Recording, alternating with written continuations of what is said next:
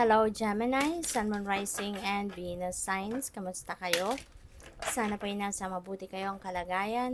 Welcome back po sa Star Tarot. At kung bago kayo rito, welcome din po kayo. Please subscribe, like, share my videos, and leave me a comment kung nakaresonate po kayo.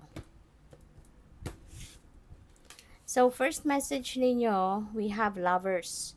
Ayan. So, po pwede, no, na baka ang iba sa inyo rito is there is a strong bond between two people in love rito.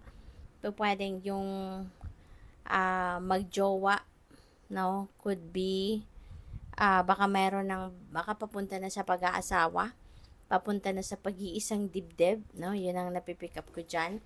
Baka nagkaroon na ng ano dito, ng planning for getting married, baka na-engage na, 'di ba? Parang ganon. So, congrats sa inyo.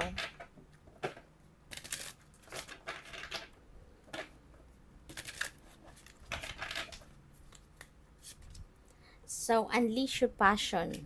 Ayan. So, baka ito rin ang isa sa important ingredient din, ano, para mas maging stronger yung relationship mo with your person. Para mas maipakita mo, no, yung inyong pagmamahal, yung importansya ng taong ito sa buhay mo, yung ganon. So, unleash your passion. Ipakita mo yung iyong ano,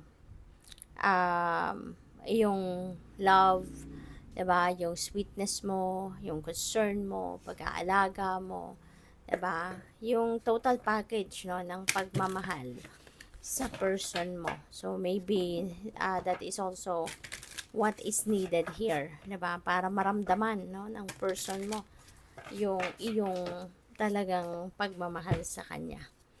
We have Nine of Wands. Nine of Wands is also about boundaries. Okay? Po pwedeng ang iba sa inyo rito sa sobrang kabaitan, no? Maaaring kayo ay naaabuso na ng ibang tao. Okay? Po pwedeng it's about time na for you to guard yourself, guard your energy at this time kasi maaaring sumusobra na. 'Di ba? Baka tawag dito, yung nawawalan na ng ano, baka nawawalan na ng yung parang nawawala na sa boundary niya yung mga taong ito sa paligid ninyo. Okay? Kaya maybe it's about time na para mag-ano kayo. It's about time na para ang tawag dito, i-impose mo na kumbaga yung boundaries mo. No? To let them know na mayroong limitasyon ang lahat. Diba? Kasi baka ikaw ay inaabuso na. No? Lumalagpas na sila sa limitasyon na dapat ino-observe nila. So, with the Seven of Pentacles, merong naghihintay dito din or merong potensyal na magtagumpay ang mga ginawa mo. Maybe this is related to work, you know, pwedeng related ito sa trabaho, pwedeng related ito sa career mo or business, kung ano man yung pinagsisikapan mo, pinagtrabahuan mo, 'di ba? Pwedeng paparating ka na doon sa pagtatagumpay, no?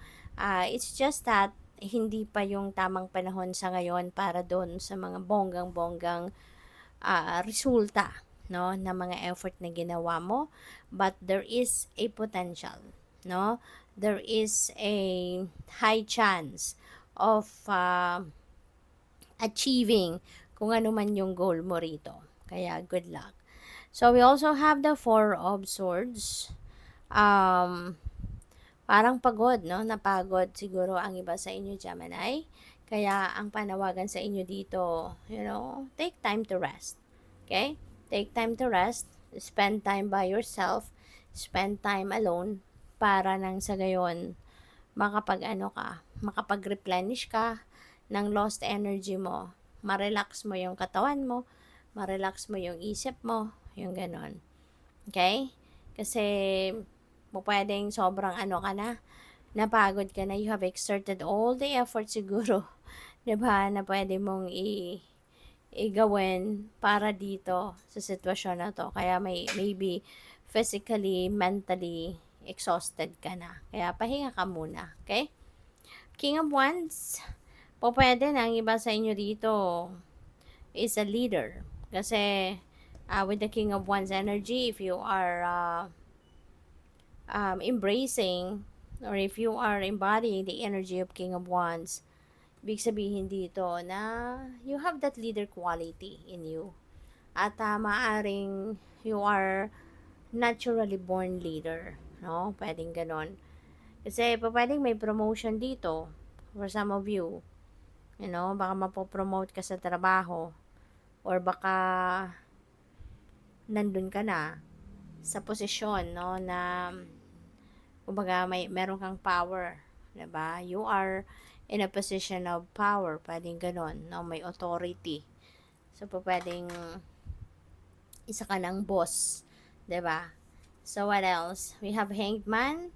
Ayan, so pagpapahinga din ito, no? Kasi meron ditong pagtigil, no? May temporary pause na mangyayari sa mga pinagkakabalahan mo, sa mga pinagagagawa mo. Kasi maybe this is time, no? Na talaga para makapagpahinga ka. 'Di ba? Kasi siguro kung yun nga, hahayaan ng universe na magtuloy-tuloy ang ginagawa mo. So, maaring kahit pagod ka na, kahit 'di ba, nahihirapan ka na, exhausted ka na, magtutuloy-tuloy ka pa rin kasi manghihinayang ka sa oras. You know, manghihinayang ka sa pagkakataon. Kaya magkakaroon ng mga delays, ng mga blockages, may konting pagtigil muna sa mga ginagawa mo dito para na mabigyan mo ng pagkakataon ng sarili mo na makapagpahinga talaga. Okay? So, what else? We have 9 of Swords. Maaari din kasi, no, na kailangan mo muna magpahinga para pag-isipan mong mabuti yung iyong sitwasyon.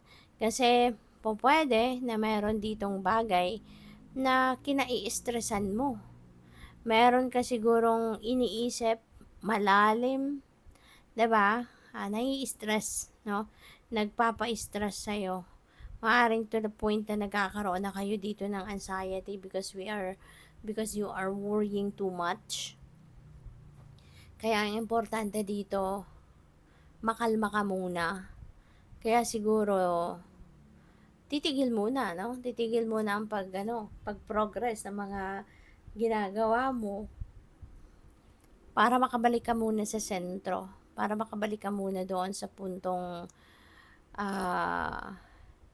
yung bang ano ka muna, papahinga ka muna, pagpapahingahin mo muna yung sarili mo.